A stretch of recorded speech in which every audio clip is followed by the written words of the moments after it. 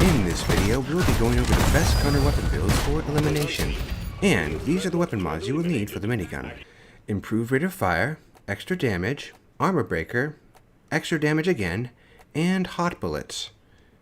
To briefly explain the logic of this build, prioritize extra damage over everything else. The improved rate of fire increases the damage output, and so, it is more important than improved cooling. And improved accuracy is unnecessary since the weak points of the Dreadnought are quite large and hard to miss. As for extra damage in Tier 2, that's just what I always take, and I've rarely had problems with running out of ammo in the hundreds of games I've played with the minigun, so I can confidently say to you that you should always take the extra damage. In Tier 3, Armor Breaker is a no-brainer since the other two options are completely useless against Dreadnoughts. Also, a quick note about Armor Breaker is that you always will want a weapon to have Armor Breaker for elimination missions, specifically for fighting the Dreadnought twins, since they have breakable armor.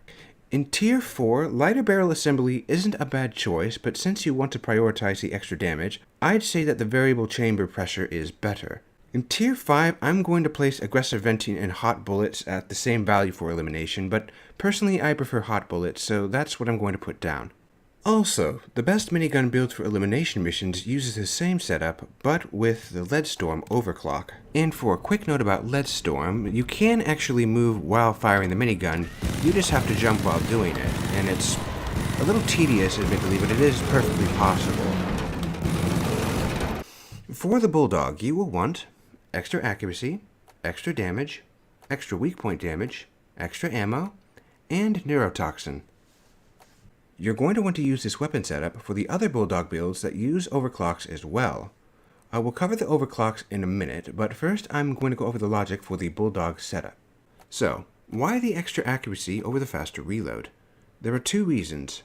One, if you are taking the minigun, you only have one weapon to reload, and two, if you're not taking the minigun, you should be taking the Born Ready perk. And for those who don't know, the Born Ready perk reloads unequipped weapons after 5 seconds.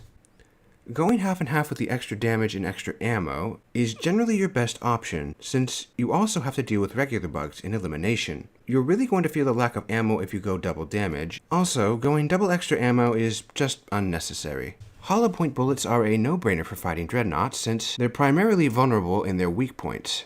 The neurotoxin in the last tier is going to do next to nothing when it comes to damage. It's mainly useful because of the slowdown effect. It's not a strong effect, but it does give you a slight edge against Dreadnoughts. Next, I'm going to touch on the two best Bulldog overclocks for elimination, Elephant Rounds and Homebrew Powder. For the Elephant Rounds overclock, something to keep in mind is that it applies a 2x multiplier to your damage. This means that instead of the damage mods giving you 10 extra damage, they give you 20 extra damage.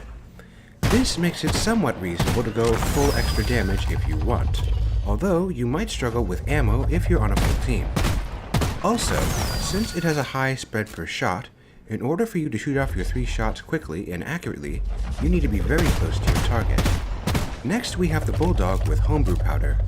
With this overclock, you'll tend to do a similar amount of damage when compared to Elephant Rounds in 3 or 4 shots.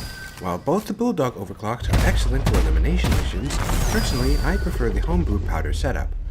While you do have higher, more consistent damage output with Elephant Rounds, you also gain a lot of debuffs. And the smaller ammo pool makes it much less forgiving if you miss. Thanks for watching. This video ended up being longer than I initially anticipated, so in order to keep quick tips quick, I'm simply going to make a second video. If you have any questions about these builds, please leave them in the comments and I will answer them as best I can. Thank you.